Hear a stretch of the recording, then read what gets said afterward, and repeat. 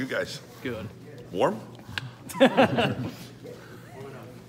warm enough, right? It's November in Ann Arbor. It's warm in the building, isn't it? Heat works.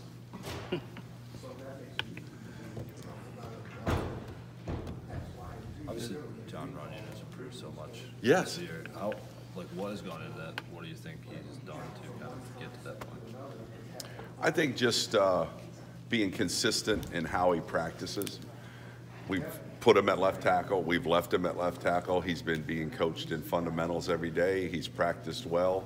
The better he practices, and he goes against really good players every day in practice on defense. So it's forced him to use the techniques that he's being coached in, apply them, and just the consistency. And number one, just a high level of confidence. He didn't play left tackle last year.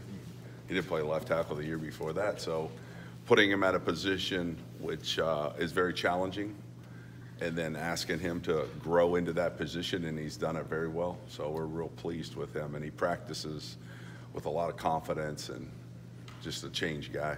Was that something where, like, when you got here, did he have that yet, or was it something that you kind of saw grow in him since you've been here? I saw it grow in him, yeah. And how do you get that out of a guy? Is it just like the competition practice, like you're speaking to? It's just, it's what we do as coaches. That's our job, to figure out what he's good at, what he's not good at, how to help him get where he wants to go, help him get to where we need him to go, be real positive with him, ask him to do things that he's capable of doing. Don't ask him to do things he can't do. There's lots of things he can't do. There's lots of things he can do. We ask him to do what he's really good at and do it really hard. And so that's made him a very confident player. There's nothing more defeating as a player than to ask me to do something I know I can't do, right? So everything we've done has been to positively build up what he's really good at and ask him to do that and give him the tools to do that by practice and preparation. And he wants to be really good. He loves football. He loves working hard. He loves his team, and he's willing to do whatever we ask him to do. So we've just been real consistent with that and just watch him climb. But that formula works for every position, every player, anybody in any sport. I mean, you just have to be willing to say, you know, if you want to make somebody something that they aren't and develop them into something they can't be, then you're asking for disappointment and failure and frustration. If you ask people to grow into something they can do and do it well, you usually can get good results. So early in the season, you had said that you were happy with where they were, but there was still a lot of room for the offensive line to grow and everything, that you had a higher expectation. Where are they as far as like where you were hoping they would be at this point? I'm really pleased at where they're at. So we're headed in the right direction. We keep getting better and better. I think we've grown a lot. I still think there's some room to squeeze a little bit more juice out of it, but we're going to try to do that. But the way to do that is not press them. It's just consistency. How they come to meetings, how they go through walkthroughs, how they practice, and never letting them change that routine of high-level expectation for all of those. And they get used to that, and they get used to the level of practice. Now there's no pushing people to practice harder. They practice hard. There's no pushing people to be focused at practice. They focus at practice. And if there's anybody that isn't doing that, the other guys sniff it out and address it before I do, because they know I'm going to address it in about 5 seconds if it happens. So it's real clear that there's a certain expectation, and anything less than that, get out. We're not dealing with that, because we have a mission, we have a goal, we have things we want to do, and nobody's going to get in our way of that. So and that just comes from just demanding that. It's a routine we have, and I like our routine, and our kids love it too, because they're getting better. And they're excited to come to practice when they know they're going to get better, and they know that they're going to be doing things they're good at doing. You've had lines before that have made progress like this that have gone from one point to another. What's an intangible that they have to have in order for that to happen? Like is there one, or is there, I'm sure there's several? Yeah, I mean, they have to have some level of talent that these guys possess here, and then they have to have a level of being coachable. You know, are they willing to be coached? And then how do you get them to do that? Well, they have to trust me. They have to trust that what I tell them will make them a better player. Well, I started last year. I didn't do that. Well, I know, but we're going to ask you to do things that, And you know, you have to have a track record of that. So we have a track record of developing guys that have started in the NFL as rookies. I think 6 guys I've coached started as rookies in the NFL. So the track record of this is what you want to do. If you want to be an all-conference player and you want to do this and this and this, follow the plan, and those guys are great about it. So they have to be willing to be coached, and they have to be talented, and those 2 things we have. And then, you know, just take it step by step, because the progress of John Runyon isn't the same as Mike Awano, is not the same as Caesar, is not the same as Juwan. They all progress at different levels. They all need different things. So we're pretty consistent about addressing what each guy needs individually within a team group concept, you know. Was this group ready to be coached when you got? Feel like they were ready to? Yes, absolutely. Yeah, from the day that I had the reins of the offensive line, they were, because that's why they came here. They came here to be in the situation we're in. They came here to be playing at this level of football. They came here for those reasons. That's why you come to Michigan, because you want to play at the highest level. And these games in November have significance, and they all wanted that. And so it hasn't been, it's been hard, but it's been fun hard, because when you work hard, you have to work hard at anything you do in this business, and you have to work hard to get a bunch of guys to become what they are. But it's been fun because they've been very receptive, and they work hard, and they see themselves getting better, and it just makes it a great environment. When you first got here, how certain were you that you would get those reins to the line? Oh, I came here with no expectations of anything. I wanted to be a part of this program, and I knew that I would contribute in whatever role I had. And then it came to being, you know, probably a few weeks after I got here. And so there was no promises or anything like that going into it. So I just came here to be a guy to help in any way, shape, or form. And then when the opportunity presented itself and Coach Harbaugh said, you got the line, then of course I was ecstatic about that. And Given your track record and the success you have had, rookie starting out, I'm sure you had opportunities. Why was it that you wanted to be here enough to take the analyst job? I just had some good meetings with Coach Harbaugh.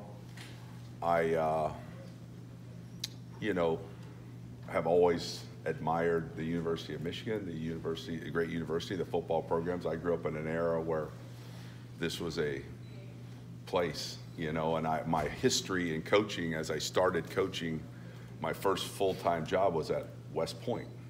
Well, the head coach at West Point was the defensive coordinator here when Jim played here.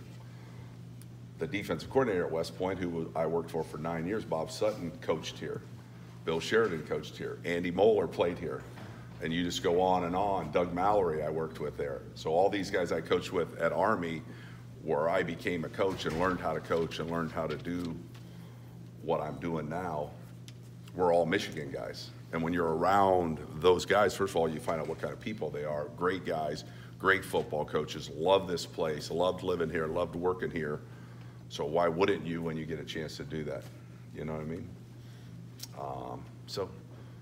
And it doesn't hurt that my wife's from 30 miles away. So when you take your wife all over the country for 30 years in a coaching, you know, and then you get to bring her home and be close to the people that you love, it's a good deal. Yeah. Safe to say this has lived up to what you thought when you signed up? Yeah. Michigan's what I thought it would be. The university, the athletic department, what Ward's got going here, what Jim's got going here. But for me, it's been better, but I didn't have, I mean, it was all going to be about how much could I impact the group I have, and could I get them where they could help this team play at a championship level. So that's been very fulfilling. But my expectation was this place is as good as it gets, and it is as good as it gets. I've been at some good ones now, and so we're not comparing them, but this is as good as it gets in college football. When you looked at, go ahead. How much selling in yourself did you have to do to the players when you first got here? Not really any. They knew. They could read. They know. How about to Jim? Yeah, I mean, that wasn't the job. I mean, you just have to get a relationship with people. So it's all about building a relationship with them, you know. No matter what I've done, if we don't have a relationship, it will be hard for you to accept what I ask you to do. So you got to get a relationship with them. They got to know what makes me tick? What do I believe in? What am I all about? You know? The same with the coaching staff and Jim himself? Yeah, in this business, you got to prove yourself every day. You got to prove yourself. They don't care if I have a ring. They don't care if I have titles. They don't care if I have Coach of the Year awards. They don't care about that. All they care about is what did you do to help me do my job better, and what did you do to help us today be better here? All that stuff is somewhere else. So you prove yourself every day in coaching. If you come off the field and you didn't give your players their best that day, they know it. If you come out of a game and you didn't have your team ready to go, everybody in the building knows that those players weren't ready that you coached for that game. They know that. So I live to make sure that doesn't happen. I never want to walk off the field and my players say, he cheated us today at practice. He didn't go as hard as he did last week or the week before. Or in a game, we didn't have the same arsenal of going after people that we had. So that's never going to happen. So we're going to be fully locked and loaded for every game we play, every practice. I learned that at West Point from the Michigan guys. Mm-hmm. When you inherited this group, were they wounded by, I mean, it was constant kind of pointing the finger at them for being the weak link. Lack of confidence would be the best word. Build them up. I mean, yeah. Did you have to do that? They had a confidence issue, I think. How did you detect that? Well, you just around people, you just sense that they're not sure if they can live up to or do what you want. So first thing was figure out what they can do, and then let's make sure we're giving them a chance to do that. So, but yeah, I just think it was just a lack of confidence in their ability to produce the results that you need. I'm sorry. You know, and so that's just a process, you know, and you can tell now they're much different than that. You know, they walk down the tunnel with a little swagger. In those initial meetings early in the year, did you see that that was the missing piece for this offense to get it going? It seems like the getting the running game going has made everything else flow pretty efficiently. Could you tell that coming in? You know, I mean, I was doing a lot of analytics of the program offensively and how to make it better and how could I contribute off the field as an analyst of these are things I see that we could help improve our team. And then you just took it to the minutia of the offensive line and apply it to those guys. So, you know, it's just a process. I mean, having a lot of experience, coaching at different places, coaching different programs. But when an offensive line comes down to a few basic things, and, you know, those things, you got to emphasize those and then stick with them and then just build on it. And so, you know. Last question, Angela. I have a quick one.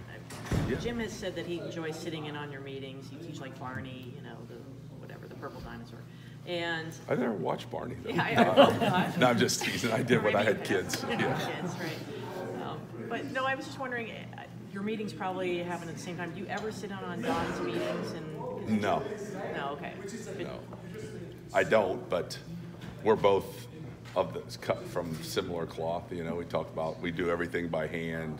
It's not a computer game, it's a people game. He draws cards, I draw cards, I do handwritten tip sheets, he does handwritten tip sheets. We like to do things because when you do it by hand, you learn it. When you push a button and something prints out, then some computer figured it out for you. So I'm a hands-on, do everything by hand. I draw every play on the board, then I draw it on paper, then I give it to the players. Somebody can type it up and make it look real neat, but I'm gonna go through it all, and that's how I find out this is a problem, this isn't gonna work, this isn't good. That's how you find your problems, is computers don't tell you, hey, you're gonna have a problem on this play, this blitz, you won't be able to pick it up if you do. You have to figure that out so we go through, I mean, I haven't said in his meetings, I mean, he talks to the team occasionally, and I love his message, so, you know, but it's good. We won't talk to you before you go down to Columbus. I'm sure you've got some fond memories from your years there. What will that trip be like for you? It'll be emotional. Emotional in what way? Because it's a big game. It's a big game for the University of Michigan. It's a big game for me. And it won't be about me. It'll be about our football team being ready to play when we go there. But right now we're just focused on Indiana. We have to go play a good game. We have to take care of business. And then we'll go to work on Ohio State after we play Indiana. And we'll cross all those bridges, but the most important thing is to not change our routine. Keep our routine the same as it's been, to go down there and put together a game plan that gives our kids a chance to compete, and then let them do what they're doing, which is playing really hard with a lot of confidence, and all that other stuff is good media drama. It's going to be about two football teams at 12:05, you know, kick off and go. So, but there's a lot of days before we get to that. So the most important day is, do we have a good Wednesday practice? Situational football today. We work on third downs. We work on goal line, short yardage, red zone. So we got to have a great day today, because last I checked, Indiana, Michigan, overtime, 10-point win, overtime. So we're going to be locked and loaded for their best shot, because they'll give us their best shot. They're well coached and they're a good group of players. I know kids on their team. I know coaches on their team.